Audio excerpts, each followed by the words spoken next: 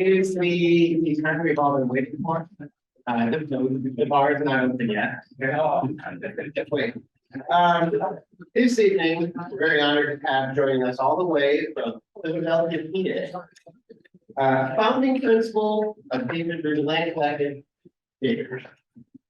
David is incredibly accomplished and aspirational fellow of the American Society of Landscape Architects, recipient of the Rubin Prize.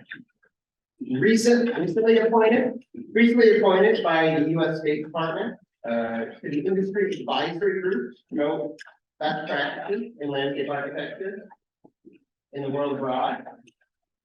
His office is doing some incredible work. They've recently been selected for a new master plan of the tidal basin in Washington, D.C., in addition to comfort station upgrades and various other work in the area.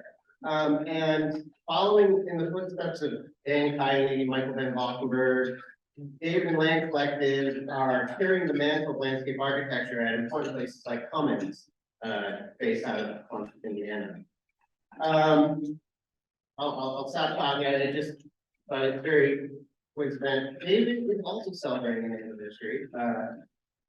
Not quite 125, but it is the 10th anniversary of David Collective. So happy birthday. And I'll be David.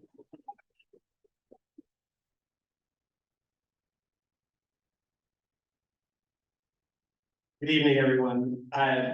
First, I just want to say what an honor it is to be with you this evening and to have been asked to celebrate with you the 120th anniversary of landscape architecture at Michigan State. I am truly humbled by the fact that I got a call from Scott and Josh to say, would you do this? And I said, absolutely. I think I replied within seconds. I think they were shocked by that. They must have thought me desperate. So I do want to give my sincere thanks to Josh and to Scott and to Landscape Forums for supporting this talk, and to Dr. Kim and the entire landscape architecture program, to Renee Kinokosa, and to Dr. Teresa Woodruff, who could not stay for this evening, but is here in spirit, to Dean Kelly, Millerbach, and to Andrew and Dylan, who got me set up here technologically, and also to the food service staff who gave me a salad in advance of sitting down when you all sat down. It's really important that you don't eat just before you talk. I wanted to take the opportunity to reflect upon the confluence of your extraordinary anniversary and where we are in landscape architecture generally, and to share with you some thoughts. I want to just put a little caveat out there. If this is center, I'm over here on way left of center. I have my own biases. I tend to be fairly open with my dialogue about certain things. So if I should say anything that would offend you in the course of this discussion, please be forgiving. I'm vulnerable standing up here, but that's important. Vulnerability is incredibly important when we're trying to push things forward. So with that, let's see what I can get forward. There we go. I want to start with this image. So first of all, I'm a sci-fi geek. Is there anybody else who's a sci-fi geek? Just want to figure it out. Okay, there will be a quiz coming up. And I expect you all to participate. What's interesting about this image of the set of 2001: A Space Odyssey and a screenplay written prior to any book being published by Arthur C. Clarke and Stanley Kubrick is that in 1968, this was their vision of this future encounter. And the notion being that at one moment, there is this aspect of our future, and there is this reference to our past, this Louis Kahn illuminated bedroom, and that the two of these things meet in a moment of time. And what I think is extraordinary about time, and I'm a big Stephen Hawking fan, and I will, at anybody's request, give a lecture about why Stephen Hawking wanted to be a landscape architect, but ended up in cosmology.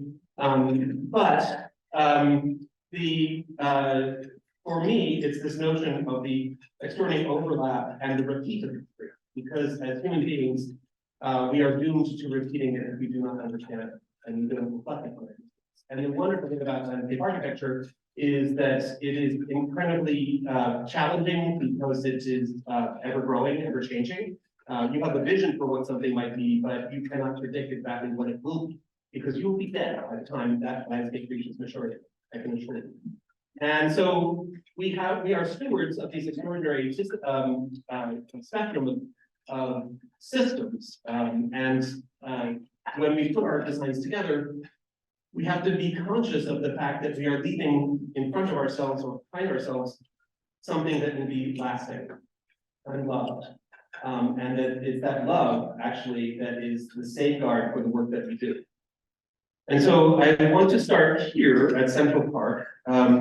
This is roughly 168 years old, I believe. There was a competition, as I'm sure you all know, for a new landscape in New York City. I put this particular Olmsted and Bow map up because it's one of them that shows the regular grid into which this park was going to be situated. And that's important because this was as much real estate speculation as it was creating a healthful and wellness landscape. It is infrastructure in that it was meant to store water and bring fresh water to a growing city. It was meant to bring people up out of New Amsterdam into the regular grid. So it is many things at once, just like that image from 2001. It spans time in that way. And this is what, prior to Central Park, that grid would have looked like. Note the topography that's shown here. In this context, most people think of Manhattan as very flat. It's not flat at all. It rises and falls. Broadway is an old Indian trail that got memorialized as a street in this diagonal that goes across the grid from New Amsterdam, which used to be indigenous populations' home for summer, and then they would go up to the Hudson Valley, right? So all of that is written into this landscape. And the notion is that landscapes are written to be read. We write landscapes so that others will read them. This is incredibly important to the work that we do as landscape architects, because you have to think beyond yourself to understand what that legibility might be, and who will interpret it, and how they will interpret it. I love the Angel Bethesda Fountain. It's one of my favorite places to go when I'm in New York City. Not just because it was an extraordinary character in Angels in America, an incredible play by Tony Kushner, but in this case, as a secular humanist, I found inspiration to design with fluidity the Healing Waters Fountain at Eskenazi Health Hospital. And this is the notion being that whosoever steps into the bubbling of the water shall be healed of all of their afflictions. And so I reinterpreted that into a bubbling rivulet that rises up every 30 minutes to inform a perfect rectangle and recedes back down into this bubbling rivulet once again, which you see on the right. But Central Park is incredible infrastructure in that it's also about segregation of economic class. So those that could move through at a higher level were moving, and the people that were serving moved underneath, right? So there's a very topographic difference between the systems, both pedestrian, horse cart, now car, etc. But more importantly than that, people don't understand it that way. They just love it. They love it, and they will care for it. It's not going to go away. It has a conservancy, yes, but because you don't need people to understand that infrastructure, they just know that the park is there. And that's an incredibly important aspect of what we do. If we can create accessible environments where people are invited to participate, they will love them and they will last. And that requires a breadth of understanding of the human condition, which landscape architects do inherently. So here is, after 168 years, that plan that I showed you earlier, look at how it's filled out. I mean, it's incredibly dense. People are, that real estate speculation meant that everybody wanted a perimeter edge, right? Everybody wanted to be part of it. And there's great resource and great healing properties in this. It's a place where you can go to meditate, et cetera, be active, socialize, et cetera. But in the act of creating it, we overwrote. And this is something that you always have to recognize in what we do. Landscape is a palimpsest. We erase people. That's wrong. It's a very challenging aspect of our contemporary culture to be thoughtful enough to recognize beyond yourself. It's a necessity of landscape architecture to understand anthropology, sociology, history in particular, and other peoples, and what they value, and to value it. Because it's not about revitalization, because urban environments are highly vital. You don't need to revitalize them. People live there, they're thriving. You just might not recognize, from your point of view, what thriving looks like for them. So when you think about this quote unquote placemaking, right, in the context of recreating or creating something, know that somebody else already occupies that space. We have to be thoughtful of those people. Okay? That was Seneca Village, right? A thriving African-American hamlet, where newly liberated African Americans actually, who were still receive the challenges of the enslavement economy, could thrive in this area. So they were not in New Amsterdam; they were in their own place there, and it only lived a short time, 1825. In 1887, Avery was evicted for the park.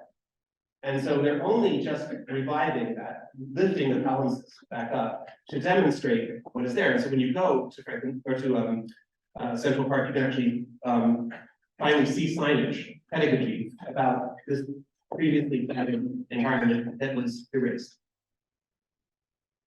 Landscape is the archaic English, landscape is the archaic Dutch, but it's the root word for landscape, which is the single point of view of the broad horizon. And that broad horizon is comprised of an extraordinary array of systems, the spectrum of systems: sociology, anthropology, ecology, design problem solving. All of this is under our jurisdiction. That's what makes this profession so extraordinary. We have to know a lot about a lot to be functional. I'm 60 freaking years old, and I'm still learning about my profession, and proud to be doing that. I don't ever want to do the same thing twice, and you won't see that in our portfolio. Our portfolio is very ranging. We are not form-based landscape architects. We really try to find where we can empower others in the work that we do. So I don't care what the project is. I want to fix the challenge in that way. That spectrum is comprised of all of us. Sociologically, ethnically, economically, all of that. Age, all of that is our domain. We are affecting change in that way. That's incredibly powerful. I'm proud of that. That's so awesome that we can affect positive change for the breadth of constituency. I recently spoke, this is at AX Lake 2018 in Philadelphia. I did a second effort of speaking with Brian Rose, the world's leading archaeologist. He and I spoke about landscapes of conflict and memory. Previously, we called it landscapes of violence. We added Thaisa Way to the discussion because she was doing very interesting things at Dumbarton Oaks, and she was a really great landscape historian. The forums came back after the presentation. You know, it's always interesting to see the feedback that people have. And one of the comments highlighted in yellow was keep politics out of the conversation. Landscape is a political act. It's very political. It's about representation. You cannot divorce politics from landscape. We represent ourselves in the context of landscape, as a neighborhood, as a state, as a nation. In this case, we were talking about the challenges of erasure, of both needed and unwanted, and history. So Brian was talking from ancient Mesopotamia, where Victorian civilizations would actually crush the helmets of the people that they were victorious into the ground and make them walk over it, right? So these were these incredible things that human beings do to other human beings to recognize oppression and suppression. We write it into the landscape. And because we're human beings and we always repeat ourselves, we've been doing it time and again. We still do. We just always have to make sure that we're conscious of the fact that we're doing it, to then relieve ourselves of that bad behavior. The Free Soil Party was a Republican branch of the Republican Party right around the time of the Civil War, and they had their symbol was a tree, which I thought was really interesting, and they called themselves the Free Soil Ticket. But they were opposed to expansion of slavery to the Western territories. So this is a great and very seldom, thought of our politics. But it goes way back. I mean, and since we are inheritors of largely Anglo governance systems, I want to take you to Chiswick House. And this is Chiswick House in 1707 on the left, and the same house or the same property in 1730. So roughly 25 years has passed. And something happened to the Jacobean manor and the sort of parterre garden landscape on the left to become something wholly different on the right. And that was the rise of the Whig Party and the rise of the parliamentary system in England. Whereas just before that, all of England looked like the style of parterre gardens in France, which was made popular by Le Notre and the control of nature and the fact that the king had dominance over nature and over everyone. And so these incredible parterre gardens were created, very tightly bound, right? Very controlling. And why you have these great vistas at Versailles, because the king held everything under his control. And so it became popular in England to have landscapes of that style. But after the death of Queen Anne, Lord Burlington, a leader of the Whig Party and the parliamentary system and Enlightenment, decided that he needed to have a new language that would represent this rise of the everyday voice, the parliamentary system. And so he was on the grand tour in Italy. He met up with a set designer and watercolorist named William Kent, and they struck up a conversation. I wish I had been very fascinating. That together they established a language of republicanism, lowercase r, that represented the voice of the people written into the landscape. So the erasure of monarchical powers and a representation of Republican ideals into the landscape. This is what happened. So this is Chiswick House. Gone are the parterre gardens. Kent designed a Villa Rotunda-like temple that critics said was too small to live in, too large for a watchful. That's what they called it. And the landscape, however, was in the erasure of the parterre gardens became lawn and statuary that Burlington had collected. And at the end of the exedra, the vista, is this conversation. It is Caesar and Pompey confronting Cicero in the landscape. Now, Cicero was the Republican leader, the voice of the people. Caesar and Pompey were intending to be monarchical. They wanted to be emperors. And so he is challenging them to say, this is not the voice of the people, they should run the place, basically. So it's a truly political landscape. It is very much that. And it's why, they were looking to Republican Rome, or what they thought Republican Rome looked like, I should say. Because, Italy was in ruins, right? There wasn't any old temples there. So there was this sort of beauty in this sort of art of Pizarro, this sort of tourist art that was happening at the time of these fantastic landscapes, and they were for sale and they were being brought back. And so this was their imagination of what Republican Rome, the romantic nature of Republican Rome could be. Kent went on to design Rowsham. If you've never been, it's in the Oxfordshire, and it's well worth visiting. I show you this really horrid photograph that I took back when I was a grad student on the right against the print on the left, so to give you an idea of what we're looking at. This is the Gothic mill in the distance, and this is the eye catcher. And the eye catcher was set on a neighbor's property in a barley field. And it resembles the triumphal arch, but it is a set design, right? He's trying to say that England is the inheritor of Republican ideals, right? So it's moving in and up through the landscape. And these are ruins that are about the ancient Republican ideals rising up. The eye catcher is nothing but a set prop. It sits like a picture on your piano, right? Look at how it's leaning. It's just sitting there proudly. It's decayed. It's purposely decayed. It is meant to be this ruin, this fantastical ruin, but it's lovely. But it really is about the narrative of the voice of the people in the context of their own self-governance and why monarchical powers need to be subjugated for the breadth of constituency. It's why, since we are the inheritors of that political system, we just took it one step further to a tripartite system. Instead of a parliament, we have a Congress, we have the executive and the judicial in that. And but it's why our political buildings look like Roman temples, right? It's very purposeful. It's also why we inherited law, except we just didn't know how to use it. We believe in manifest destiny, and everybody had their own fiefdom.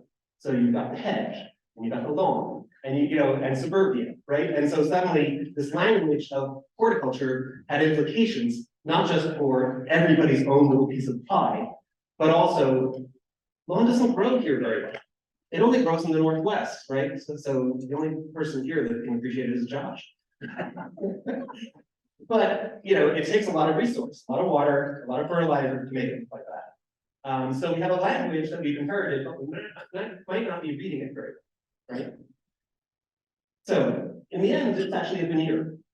It's a very thin application because truly we are the aspects of republicans, right? Not just the symbols, but we as human beings have the aspect of enlightenment, and we must carry that forward in equity, which is one thing that landscape does very well.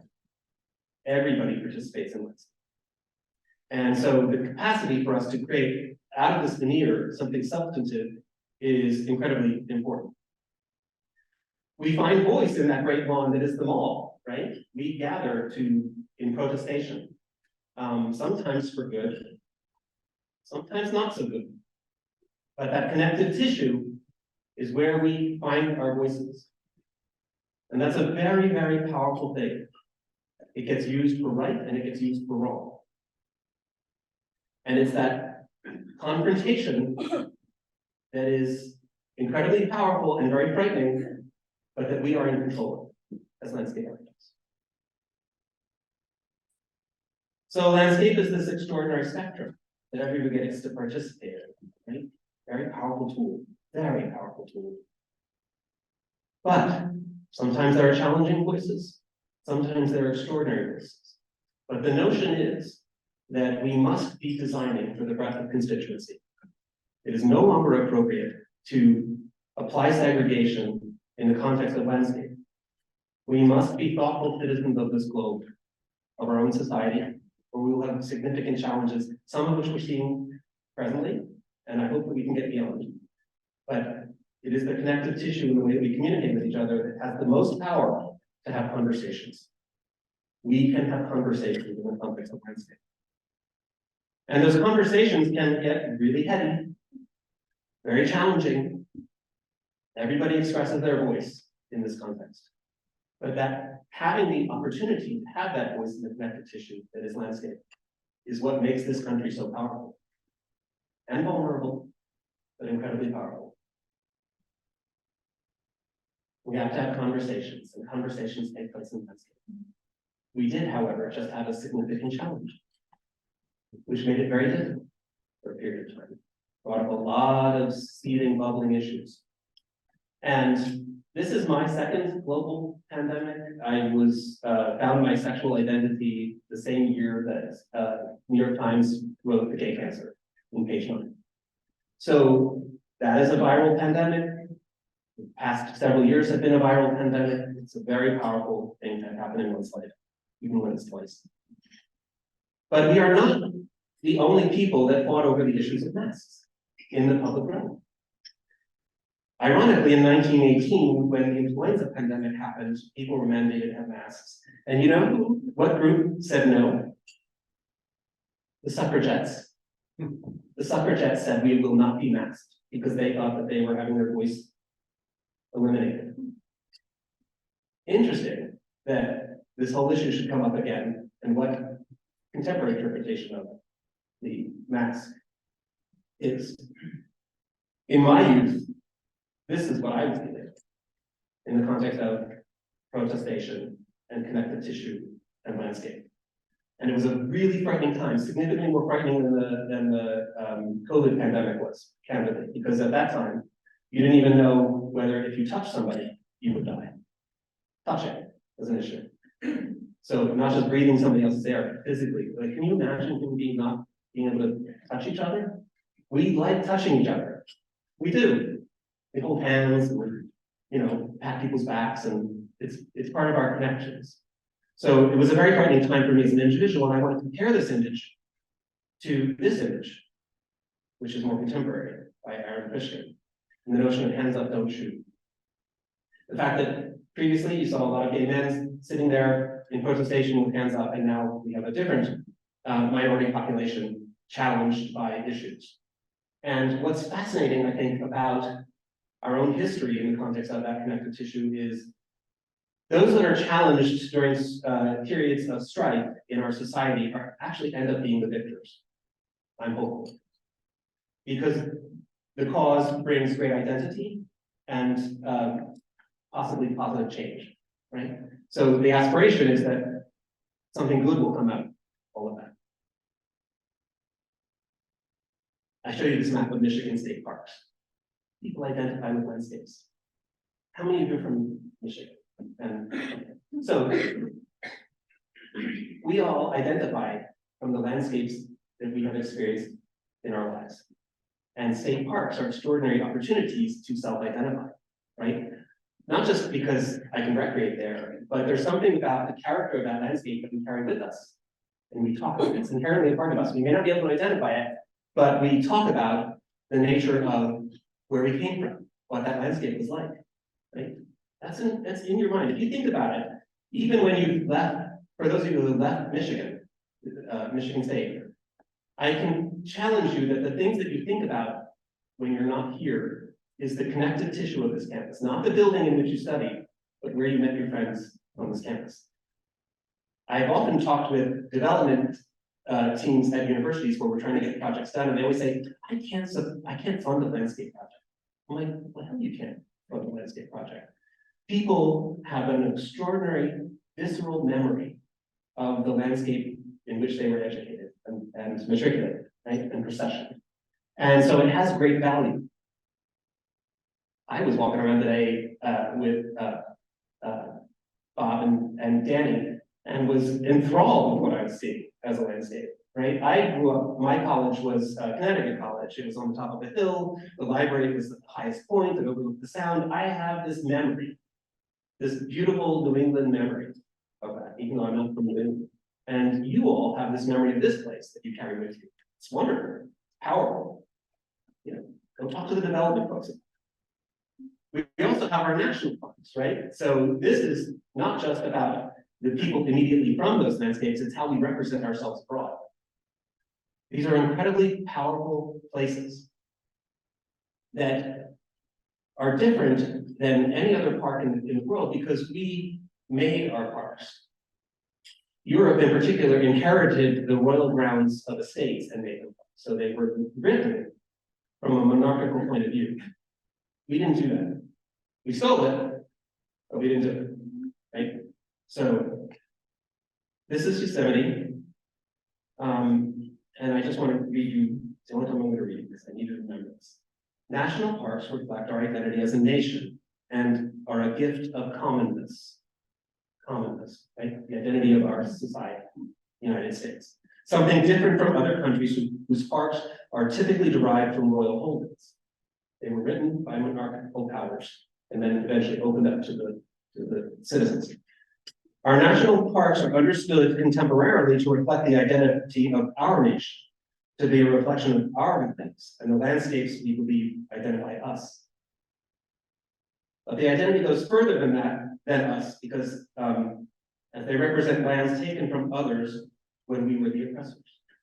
The indigenous populations of this continent held sacred those places. They were here first. We have to remember that. There are some conflicting narratives about the word origin, but I want to share you one version of this. On March 27th, 1851, the Mariposa Battalion marched through the area in the name of Manifest Destiny to drive native populations off of the land. It was the battalion who labeled the land Yosemite. having heard the word issued from the mouths of the native populations being forcibly evicted. Those people were the Awanich, and they derived their name from this landscape, which they called Awani, the place of the gaping mouth. Isn't that beautiful? That's the place of the gaping mouth. And you can see why it might be called that. The word Yosemite in the Wanichi language meant people who should be feared, or killers, and was used to describe the battalion itself. We have named a national park after killers. We don't really recognize that. It's a very powerful subtext to the experience and the representation of that landscape. I am very left, putting it out there. What's fascinating is something that happened in our recent history, which was at the same time that we should be thanking an idiot for the Great American Outdoors Act, was that he wasn't doing the national parks at the same time. And so actually, I am benefiting because a lot of the work that I'm doing under an several IDIQs for the National Park Service are slowly coming out of this particular funding source. But it's now in reparation for all the shit that happened as a result of the administration. So, Dan, no, okay, good. It's really frightened of saying that in front of him. So it's a really challenging thing because, you know, our landscapes are under threat because farmers, cattlemen, people seeking oil, mineral rights, etc. You know, if we're trying to change our attitude to make everything here, we're going to degrade all of our own resources potentially, right? So it's a really interesting challenge that we're going through. The national park has a budget of $3.2 billion this year, 85 million acres, which accounts for $37 per acre per year. How much do you spend mowing your lawn every year? You spend a lot. We need to spend more money on the national parks. Especially because they're an incredibly economic benefit for everything that happens in and around them. There is an extraordinary value in our national parks. It's actually to the point where they're being overrun. We have to safeguard them in some way. But there is a lot of industry associated with our national parks. I am very fortunate to be working on a lot of national park projects. And we, at the studio, every time we get a new one, we create a new sort of 1930s poster-ish thing. So these are not real posters. These are our posters that I like for the projects that we're doing: Harper's Ferry, Tidal Basin, National World War I Memorial, Franklin Park, et cetera, et cetera. I want to call your attention to this one, Hampton House, which is in Dawson County, just north of Baltimore. And it used to be 25,000 acres. It was a farm that was larger than the city of Baltimore. And they produced many things. The most recent in their history was dairy, milk, and all those products. And it's a national park site property. Only a small portion of the 25,000 acres still exists, but it was the house, which is actually, I don't know that it's going to be able to see. Can you see my cursor going? Yes, that's the house on the top of the hill. And this is the dairy.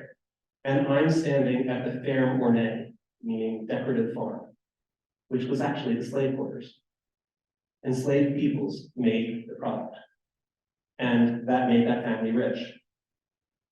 And the Park Service is trying to figure out how to lift that story up when people are trying to deny that we had a slave colony.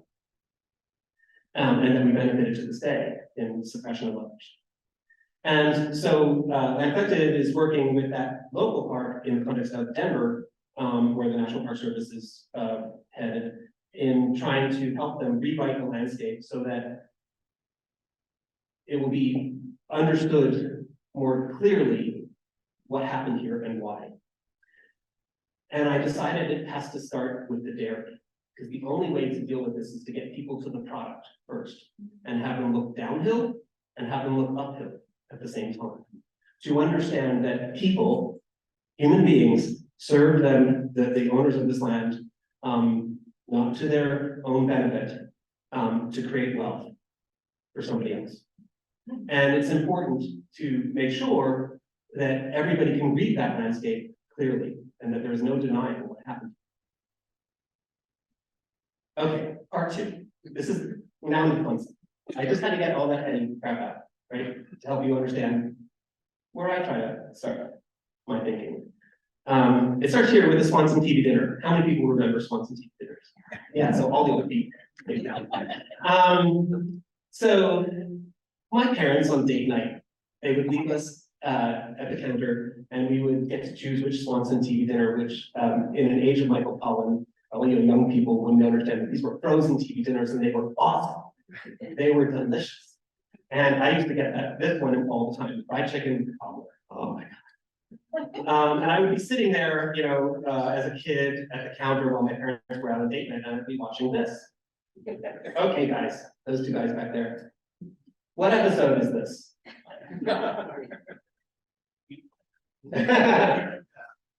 Oh, anybody? This is, first of all, this is the original Star Trek. If you can't remember. You remember which episode this is? Okay. This is the empath. Oh, who did it? He did it. He won the prize, fella. This is the empath. And so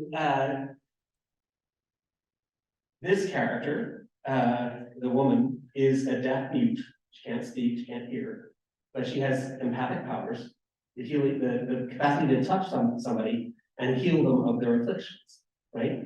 So the guys in Star Trek are being held in a force field. The aliens on the right are identified by aliens because they're bald like me, but they're wearing silver.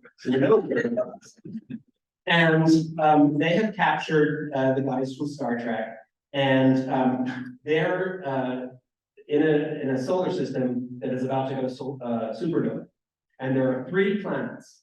And so the aliens are testing the inhabitants of the 3 planets to see who is worthy of being saved from the supernova, because they can only save one society.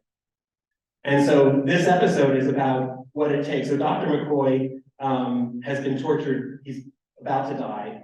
And the aliens are seeing whether this young deaf mute woman will actually touch him and heal him, like kill herself out of love and affection for somebody else, basically. And eventually she does. She touches him, heals him. She's carried off. The aliens save her world. It's the empathic world that is saved from destruction. Think about that. The empathic world is saved from destruction. So I had a tough childhood.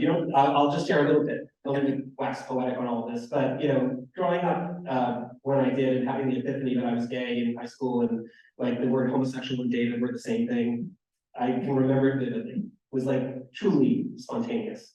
And I wasn't in the in crowd and I wasn't in the out crowd, and I was so frightened, and it was a really different time. So all you young people, this is a very different time socially.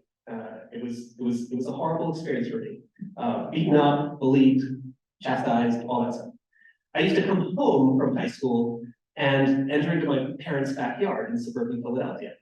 And I used to just contemplate, just ruminate, and I began to lift and move things. And I was creating an environment for myself that would heal me, that would be mine, that would be my reflection. Now, if you're going to move your mother's climbing rows, you have to remember to take the roots with you. Otherwise, she gets pissed off. But by the time I finished this sort of Socratic method of learning by doing, my parents had the most beautiful suburban backyard, because I fell in love with plants, I fell in love with nature, I fell in love with living systems. I didn't know what I was doing, but I just fell in love with it. And it resonated with me, and to this day, I have a garden. It looks like this. So I have a garden at a shore house on the Jersey Shore. I go there on summer weekends to contemplate. I'm one of the few landscape architects that actually gardens on weekends. That's where I find my solace. Yeah, exactly. So it's where I meditate. The act of pulling weeds, the act of planting. This notion of meditation to find enlightenment is by repeat action, right? And so my aspiration is that I'm going to find enlightenment, like Buddha, in my own garden. And sometimes I get close. I've never hit there yet, but it's a beautiful place. And it's also my political landscape. This landscape is in Ocean County, New Jersey, which is one of the strongholds in the United States for Trump supporters. which is really difficult because I have friends who won't actually come and visit me sometimes because we're like, no, we're too many Trump flags, too many, and it grew up around me, right? Like I've been going there since I was a kid. I didn't know the difference. My parents were secular humanists. They're really left of center, just like me. And but it's changed, right? But I love it. I self-identify with this landscape. That's why my flag is up every day. Every day, it's like Queen at Windsor. Flag goes up, the banner goes up. So my husband and I put it up every time we're down there. We also, when I'm gardening, I have a tendency to dig and share. And so what's interesting, during COVID, I would dig up the garden and split it and replant and put things out. And I would put them in pots, potting soil, and I would put them with how to care for them, what their Latin name was, all the stuff, and I would put it out the curb. And people would come by and take plants. And it's allowed us at a distance to have conversations with people. Now, you begin to vet out who you really want to have engaging conversations with it, but I do this to this day. I put stuff out on the weekends, and people know to come to my house and get plants for their garden, which is awesome. Because when I bicycle around or I drive around, I can see my landscape in other people's place, and I'm like, an old K guy can't do that. Just so you know, right?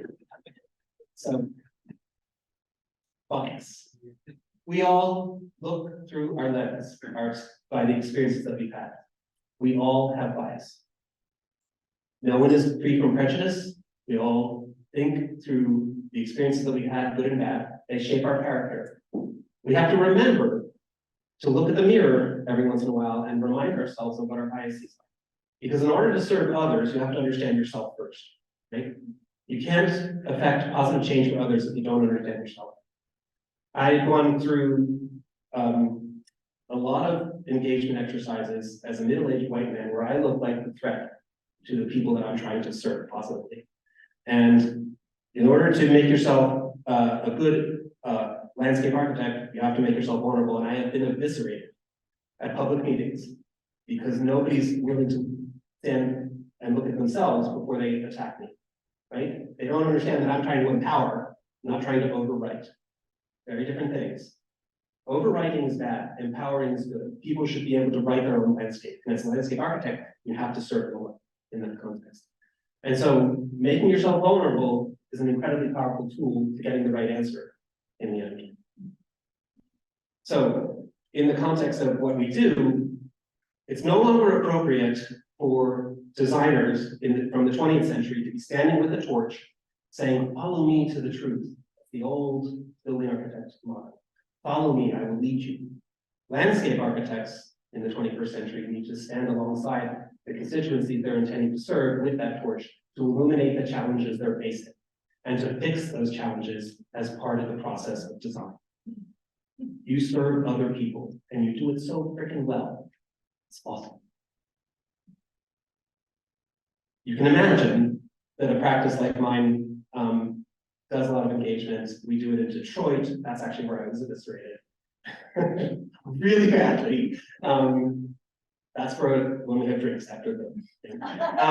But the notion is to be as inclusive as possible and bring people, reach deep. The people that come to planning processes, to public meetings, are not the people that you want. You want the people that don't come to planning meetings. You need to reach deep. You need to find advocates to help you, zealots to help you reach deep and pull them in. And sometimes you have to go to them. Easily done, just need to set it up. In Detroit, we used to have Saturdays. I'm like, I live in Philadelphia. I would go to Detroit for a weekend and have a barbecue in a public lot and have engagement things, and people would come for the food. And then I would ask them questions. Food is a good driver. It's all focused on empathy, thinking beyond yourself to problem solve on behalf of others. We are an empathy-driven design studio as part of our mission to think beyond ourselves to problem solve on behalf of other people. Not easily done. We all have hubris, we all have pride. It's very difficult to spend that energy on behalf of other people. But an empathetic society is the one that's going to be saved. And landscape architects are the most empathetic people because, like horticulturists, you have to, and veterinarians, you have to, you don't have a language for the system that you're trying to create. The living system can't speak to you other than performance. And so you have to think beyond yourself to make that living system and that static system marry together and become something extraordinary. veterinarians like my father, they had to figure out, what's the matter with this animal? They can't talk to me. So how do I think through them to say, this is what the animal. Land Collective has a studio in Philadelphia, a studio in Indianapolis, and a studio in Washington, D.C. now. And this is the studio in Philadelphia. It is a storefront studio. I bought the building with the profits from our second year. I fitted it out with the profits from the third year, and we moved in our fourth year. So we've been there 6 years. And I purposely I selected a site that was at grade because I wanted design to be accessible to everybody. And we opened ourselves up on First Fridays. Today is First Friday, by the way. My colleagues back in Philadelphia are doing exactly what they're doing in the lower right-hand corner. They're inviting people in to see the work of an artist, an anthropologist, a sociologist, an ecologist, who we invite to represent themselves in Gallery Land Collective, as long as those people affect landscape, right? So we're trying to, it's not about our work, it's actually about other people's work and how it marries with us. It's also where I keep my antique art tool collection. Oh, by the way, so this is for you. And this is for you. That's Land Collective. We have Chipman chairs from Landscape Forums. Anyway, sorry. I threw that in the class. I forgot where I was going to come from. Wasn't a smooth segue. This is the gallery.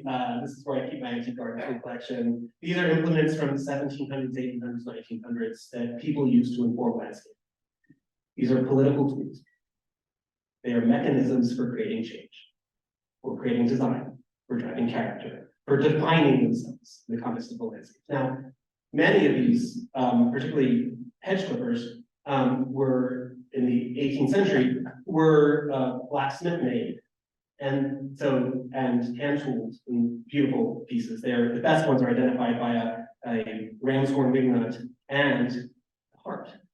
And you have to think to yourself that this big burly blacksmith had the wherewithal to realize that when you unify the blades that are scissoring, that you can create the shape of a heart. So this is the symbol for Land Collective. And it's also the thing that I like to collect the most. We have two universal truths. First universal truth is this, a belief in gravity. And we believe in this Newtonian orb called an apple, that it falls to earth and lands on the connective tissue that is landscape. And it's the most equitable environment because we are all held by gravity to the ground. That is our discipline, landscape. And so we create places that are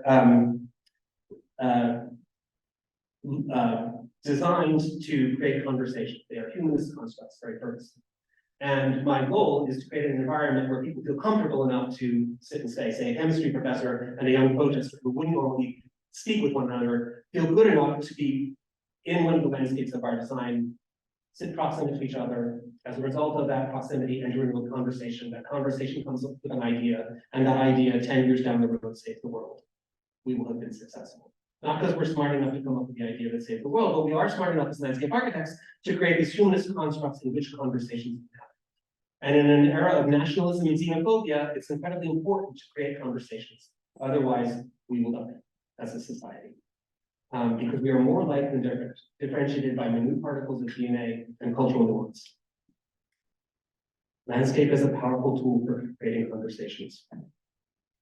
The universal truth number 2 is this: mean people suck. They really do. Meanness is the absence of kindness, and kindness is only generated by understanding each other. We are mean to each other because we are frightened of each other, because we don't understand each other. Kindness happens through conversation and understanding what we all do. That we have beating hearts, working minds. We are more alike than different.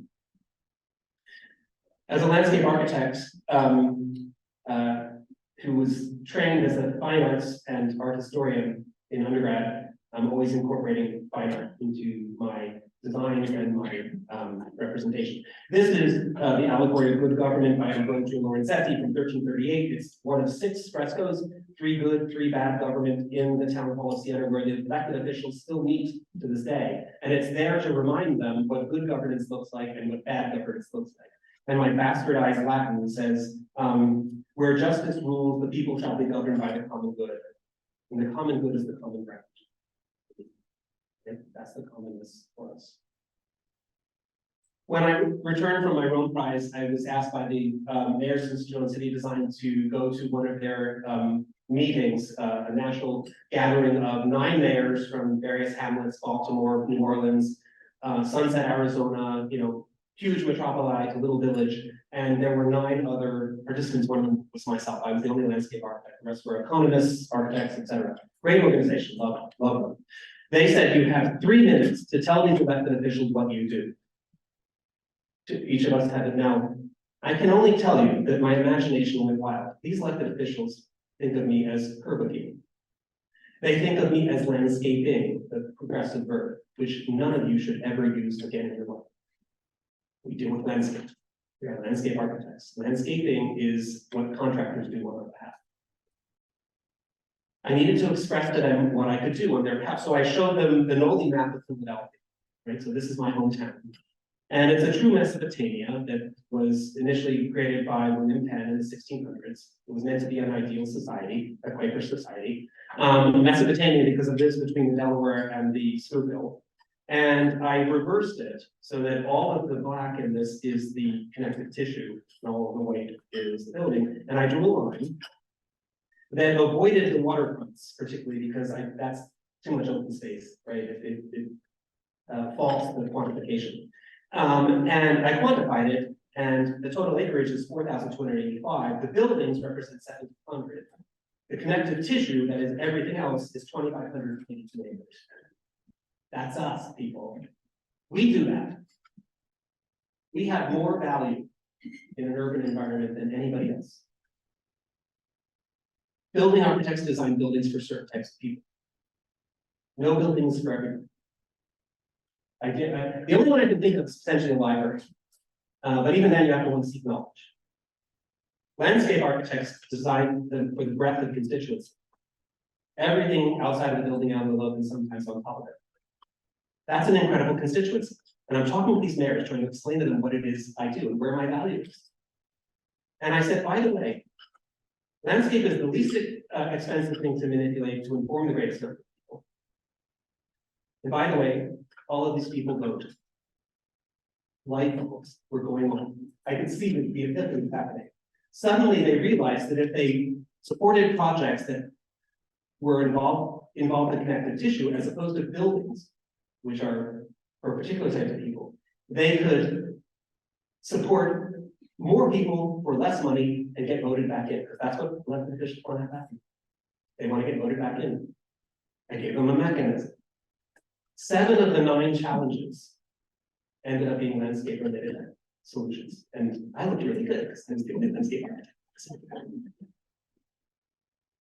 It's incredibly important that we understand that equity can be found and that it is not present. That more and more have less and less, and the person in pink has the most. I wanted to show you a couple of projects that started me off. I'm showing 2 in Washington, D.C. The one on the left is going to become Potomac Park Levee. The one on the right is going to become Canal Park. This is the old King map from 1818. Potomac Park Levee is built, Canal Park is built. They were both built and designed and built at the same time. So I used to go before the Commission of Fine Arts on alternating months. And they would, at the end of the whole thing, because I didn't know I was supposed to be frightened of these people, I was having a great time. And they would say to me, David, what are you here for this time? Like, which one? Like, they were really into it. I don't really get it. I was the only landscape architect that was designing at both ends of the old historic canal that used to be, that ran through Washington, D.C. Potomac Park Levee was made possible because post-Katrina, FEMA had remapped the flood zone and now included the Federal Triangle. So suddenly, all of the insurances were going to go up, or they had to build new buildings to the new elevation, or they had to pay extraordinary amounts of insurance. So they needed to fix that problem, which was 72 years old. In 1932, there was a flood in DC that was really horrific. And that's why the reflecting pool, on the north side of the reflecting pool, that's actually a levee. Most people don't realize that. It's a levee that starts at the Lincoln Memorial, comes across the north end, then it goes to 17th Constitution and dies. They could never figure out how to close that. And then it becomes the levee again when it hits the Washington Monument, and it goes up to higher elevations of the upper bowl. 72 years they couldn't figure it out, and suddenly post-Katrina, FEMA was remapping the flood zone and had to figure out what to do, and I got a call, and it was actually Peter May, and I was working through an engineer at the time who held the contract, and over the course of a 3-day charrette where 9 agencies, Commission of Fine Arts, National Capital Planning Commission, City Planning, FEMA, Army Corps, National Park Service, State Historic Preservation, and a couple of others, all had jurisdiction over this site, all had jurisdiction. And I was so freaking stupid when we had the first day. I walked with everybody to review the site with them, and I made it my business to say, what does success look like to you, to each of the agency representatives? So in one ear is going, this is what success looks like in my mind. And we came up over the course of three days with 6 solutions that could be, that any one of those agencies could say, we can stand behind, whichever one was for that. We solved the problem in 3 days that had been lasting 72 years. Canal Park is one of the most sustainable parks in the country still. It captures 1.5 million gallons of stormwater from the adjacent area of town, brings it into the canal, or it brings it into the park, and recirculates it via photovoltaic pumps, cleaning the water to a point where it is so clean that you not only can flush toilets and irrigate, but you can top off human engaged fountains in that park, which is unheard of these days. And so we're solving the problems of the anacostia and the combined stormwater sewer system with a design focused on landscape. So these are the 2 results. I threw this in because we're in the Midwest, and I want students of landscape architecture, and for those who are the students, if you just raise your hands for a second. So these projects are for you, just so you'll see what's being done out there. This is Economic Health. This is the nation's most progressive public hospital. It's a 10-acre site, written new into the landscape. I was given 2 goals by the CEO of Marion County Health in a 1-hour interview. You need to, healing needs to happen the moment you step onto the property, not when you enter the clinic. And people should want to come to this hospital whether seeking hospital services or not. Did you hear me? People have to come to the hospital for joy. How many of you people go for joy? None of you. Yeah, it's not. On the top of the clinic building is the Sky Farm. It produces 3,000 pounds of food per year to reinsert into the commissary system. It allows people who are hospitalized to actually go out and garden if they want to, but there is a Sky Farmer, Rachel White, and she harvests asparagus and puts it into the commissary system. This is my recognition that it did work. This is the neighborhood kindergarten coming to play in the Healing Waters Fountain on a summer day. Now, if you're afflicted or somebody who's supporting the afflicted, this is what wellness in the long run looks like. This is recharging that people would come for joy to be in and around it. And it's a public hospital. It's a hospital of last resort, right? Even the Business Journal said an empathy-driven design process is valuable. In the Midwest, intense territory, right? Awesome. Accessibility is incredibly. Accessible is not just overcoming physical challenges, it's the invitation to participate. Everybody should have the invitation to participate in landscape. We're now 10 years old, as Josh mentioned. This is some of the work that we've done. This is our celebration in the middle. We all stopped to take a photograph. I'm realizing I'm wearing the same outfit. That's embarrassing. Okay. And so this is Grand Junction, and this is also in the Midwest. This is north of Indianapolis. It's Westfield, Indiana, about 40 minutes north of Indianapolis. And I was brought in because of my work at Eskenazi. The director of public works called the hospital and said, "You've worked with multiple building and landscape architects. Is there somebody who's worked with you that we should be interviewing?" And they said, "Yes, you're just one. Have David come and talk to you," which was awesome. No marketing, really marketing. And so I went to the interview, and the mayor walks in with his chief of staff, and the mayor turns to the director of public works who had asked me to interview and said, "What the hell are we having another interview for this project? And this guy's leaving from Indiana. What's up?"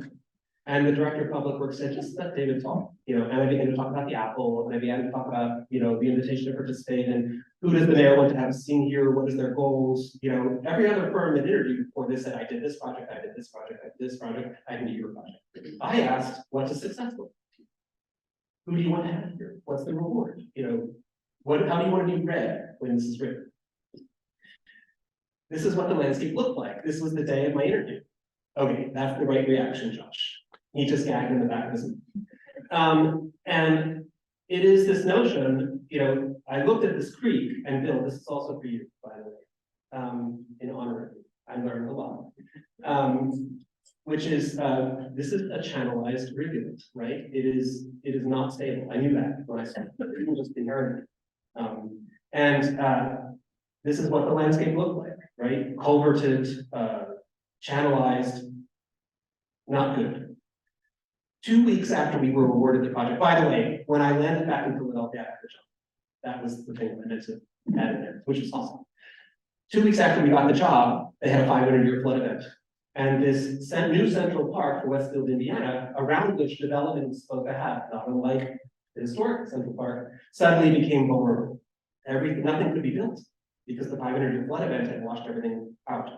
And a tree clogged this 48-inch pipe, which was underneath a railroad, former railroad that was going to become one of the trails, and it backfilled, and suddenly this wall of water came through town.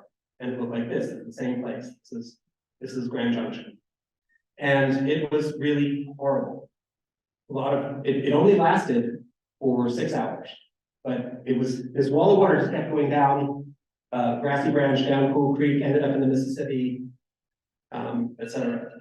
And this is why this happened. The Swamp Act. Indiana adopted the Swamp Act in 1850. And the goal was to remove water from potentially productive lands. And so if you're in Ohio, east of Indiana, babbling brooks, beautiful rivulets, they cross the border, suddenly they're a V-shaped channel because of this act to create productive lands, corn, etc. It's why half of Indiana is in the Gulf of Mexico. The Delta is actually Indiana in Louisiana. So we, as we always do, looked at the natural systems, looked upstream to see what was affecting us, looked downstream to see what we would be affecting. We worked with the Army Corps of Engineers and the Department of the Environment, because I had worked with the Army Corps for the levee project. I knew that I needed to understand their language, speak their language, and insert my own language into it so I could get the design solutions that I was trying to get, because they're very myopic.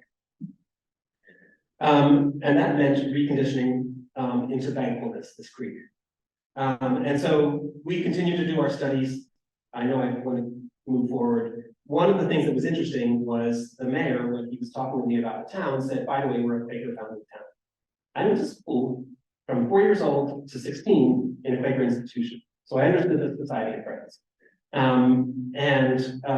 That movie at the bottom right is Gary Cooper and Tony Perkins in Friendly Persuasion, which is a Quaker family in southern Indiana during the time of trying to deal with pacifism and confrontation. This town, which is the reddest town you can imagine, it's the only place where Trump had 2 rallies before his only election win, was held here. But it was also the first stop on the Underground Railroad. Nobody shot it. Written into the land, right? Gotta pull it forward. This is what a public meeting looks like in Westfield. Very homogenous. And a lot of the folks wanted Quaker architecture to be the pavilions. Let's look to our past. Like, let's talk about it. So I was also working in Columbus, Indiana, which is the modernist architect that J. Owen Miller and Z. Miller created. And they are equidistant north from Indianapolis as Columbus is south. And I said, what if you use design to push yourself forward, to give your identity, to think beyond your history, to say this is what we're going to be like moving forward, and they've done it. This was the park, and this is the concept that we came up with. We hired a building architect. By the way, land collective is prime 50 to 60% of the time. We're only 15 people, but we're prime 50 to 60% of the time. We're consultant, the other percentage, and we're very particular about who we work with and where we're positioned in that team, and I can talk about that over drinks as well. But it's very important to me that you all realize, especially the students, you are leaders, not followers. And landscape architects hold everybody else's drawings in their packages, whether they're consultant or prime, so you might as well be prime. You hold all the static systems, you hold all the infrastructure systems, you hold the architecture, you might as well be prime and learn how to do it. This is the confluence of 5 trails, which is why it's called Grand Junction. In the literature for the town prior to when the Quakers were prior to the Swamp Act, when the Quakers were trying to pull people to settle here, they talked about the access to clean water and their rivulets and stuff like that. So we said we're going to redo that.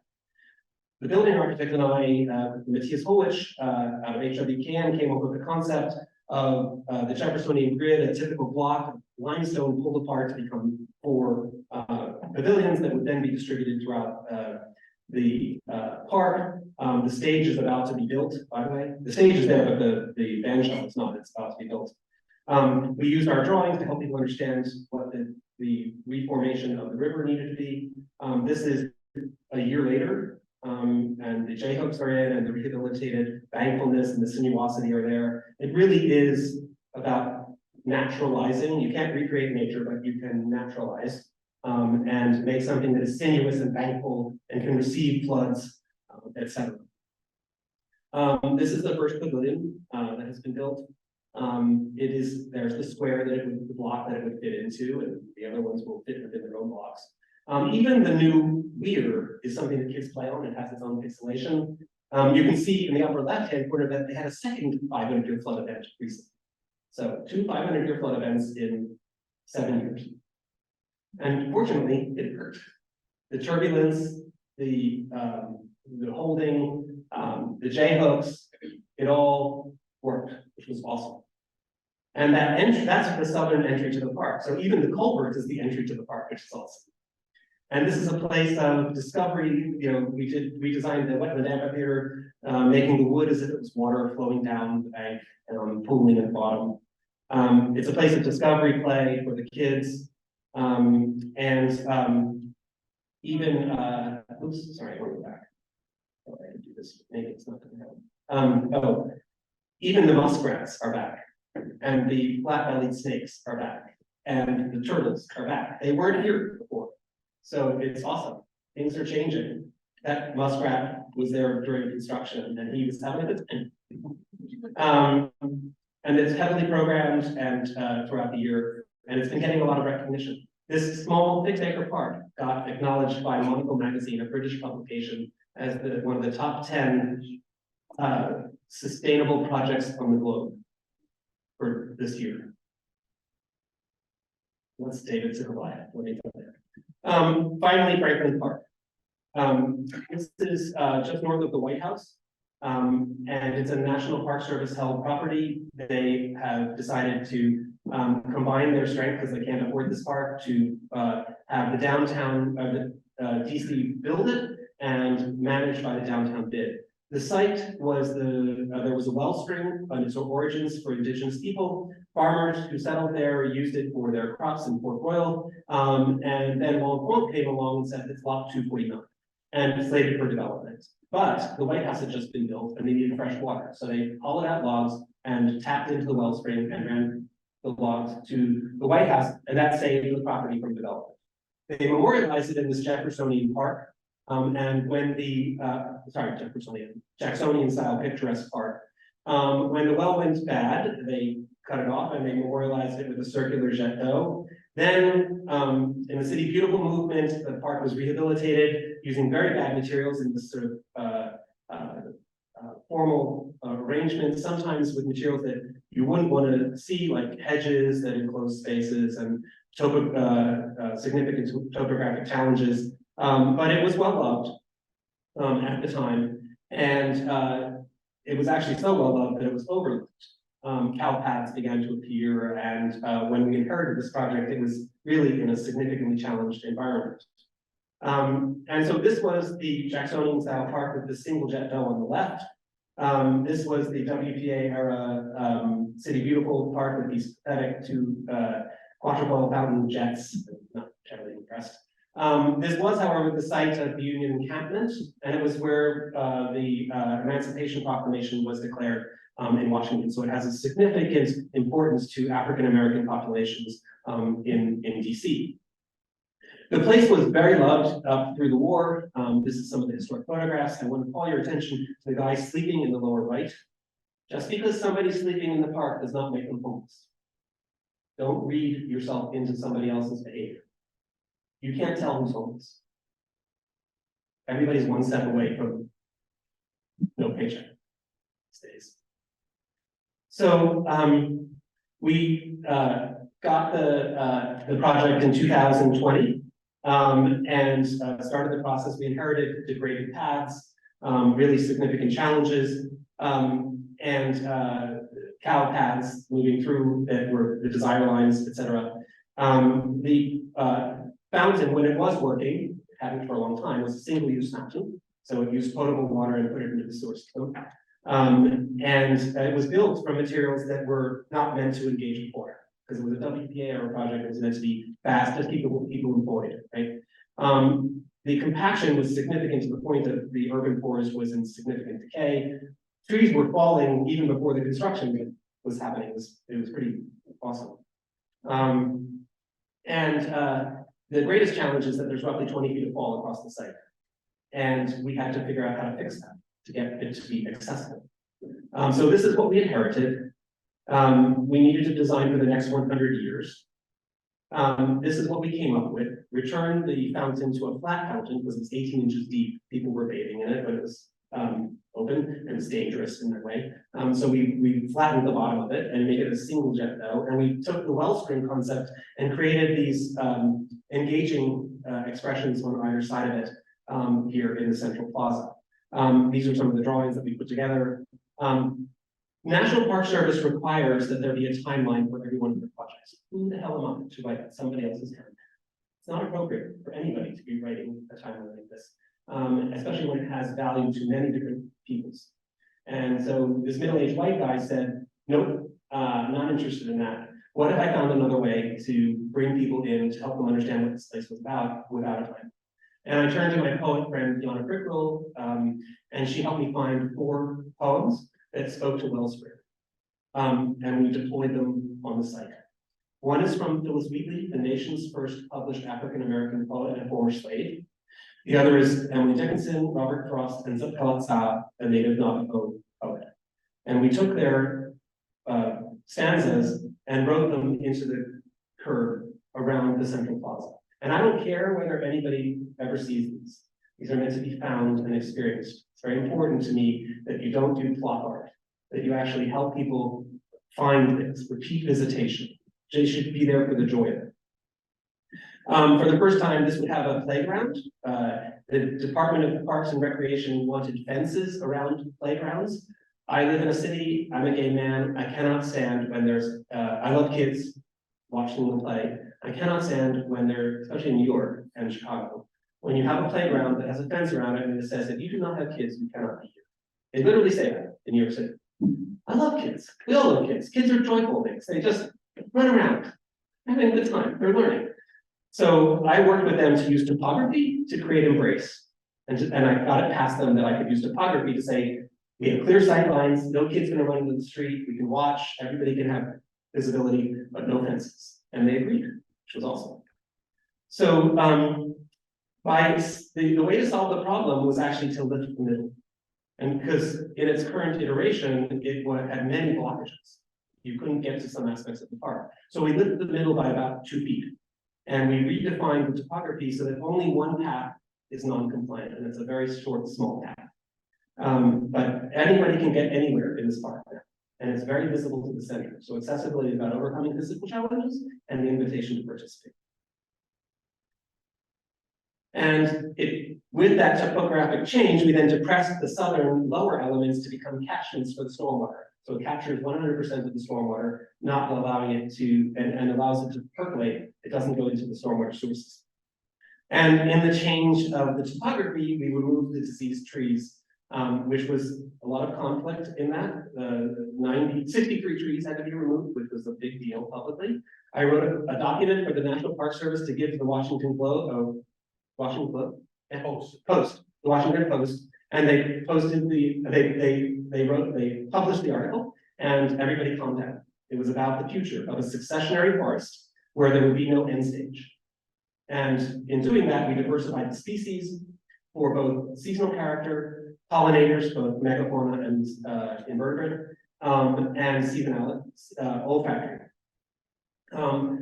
We also asked the Park Service and the bid and the city whether we could engage the unhomed, because they self-identified there and they deserve to be there.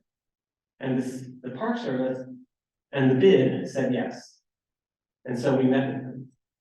I'm telling you by omission, we did not say yes. And so we would meet regularly with the unhomed of the park and help them understand that the park had to close, that they would be invited back.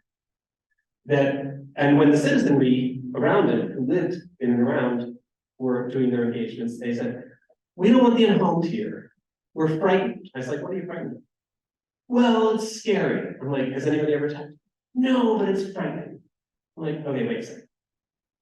I would rather have a well-behaved, unhomed individual who self-identifies in this park than a drunken frat boy who's disturbing peace. How's that?" It's like, oh, that's interesting. So we got to continue engaging with the unhomed, helping them understand that the park would close, but everybody would be invited back. The downtown bid is the most progressive bid in the country. They really do help service everybody, help them find opportunities. So I'm very proud of that. This is the design that we came up with. These are the 3 centuries of fountain. This is opening day. That's one of my beautiful benches, but my beautiful bench, it means nothing to me because I love these kids. They're using my bench in a way that I wouldn't have anticipated. I love it. This kid has happy on his shirt. He's having a good time. That's what you want to have in this place. The hell with bench. Now, if folks are using it the way I intended, which is an oversized thing that you can sit back to back, you can gather cross-legged on the thing. This is the perfect photograph. I love this photograph. The constituents that come are exactly who I hope would come. Everybody. It's a beautiful, beautiful place. I hope you'll go there. Chicken chairs in a public space. We won't talk about the MC bench at the top. It doesn't exist. There's the historic chateau. This is at night.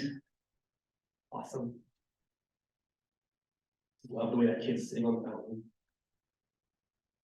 This is, however, the most important thing. That's the image from 1940s with a portrait by our husband party on the right, crossing century of time. 2 mothers with their kids in the park. That's what landscape architects do. Create a place that is loved and part in the minds of the citizens. We are 10 years old. We decided to reflect on empathy. Every month, 2 posts are issued on the Len Collective Instagram that speak to empathy is everything and 23 other learnings from a decade of design. I'm going to give you a fast, now this is just some of them. You can go and find them in our stories and stuff like that. And I have a separate Instagram,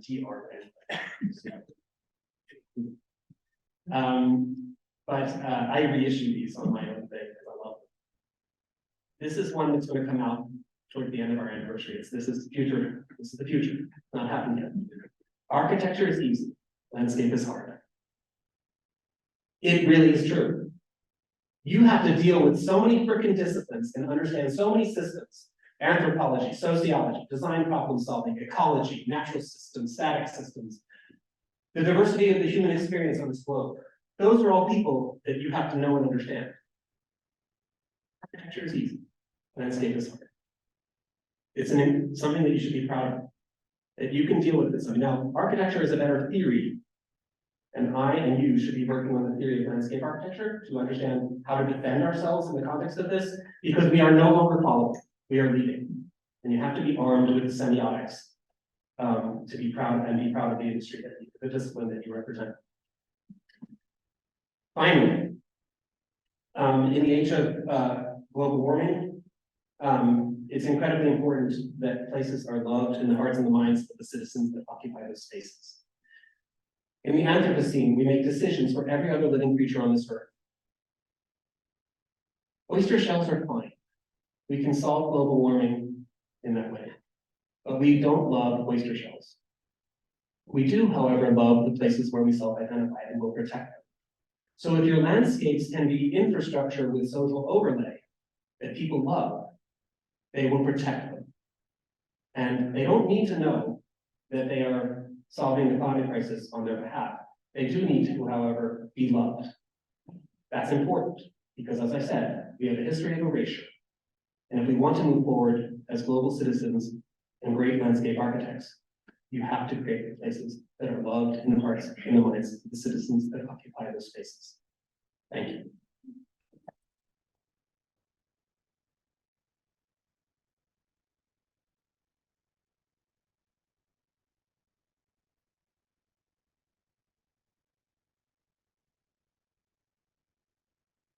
And if the dinner was late, then we were, do you want to do Q&A or do you want to do Q&A or, and I'm happy to be, we're over time, but what do you want to do? I have a couple observations, but Okay. if you want to rip off of that, but yes, for the sake of time. You had two incredibly, I was, first of all, amazing, so I was trying to write questions, I was fully immersed, but there are a couple of things that popped in mind. I think the first thing you said, and that is something I struggle with often, and that is this notion that we write landscapes so that others can read them. Yes. And we're not often telling our stories. We're trying to lift up and unearth, the silence or the untold stories. There's just a weightiness to that. It's not really a question as much as it is an observation, and maybe you have another word or two. So, I mean, the beauty of landscape is that it truly is a palimpsest, right? It's very layered, and it reflects every moment in history that it occupies. We pass through, it lasts, right? It waxes and wanes, it's dug up, repurposed, redone, but there's an armature there that is reflecting of us as individuals and a society that we have to remember. Because sometimes things get erased that shouldn't have been erased.